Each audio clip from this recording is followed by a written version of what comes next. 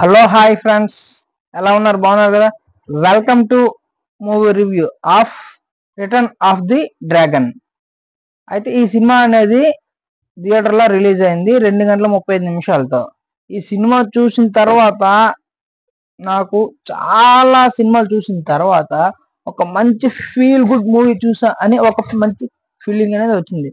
Movie అయితే చాలా అంటే చాలా బాగుంది.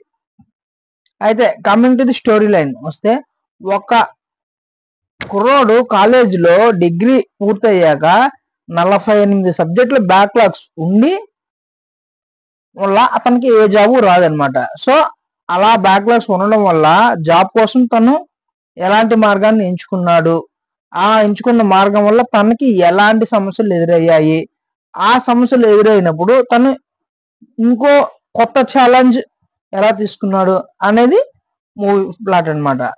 ఇది మన థియేటర్లో చూస్తే తెలుస్తుంది. కానీ ఇంటర్వ్యూలకి ఈ రిటర్న్ ఆఫ్ ది డ్రాగన్ అనే టైటిల్కి జస్టిఫై చేస్తారు. మూవీ అంటే చాలా బాగుంది, థరోలీ ఎంజాయ్ చేస్తా.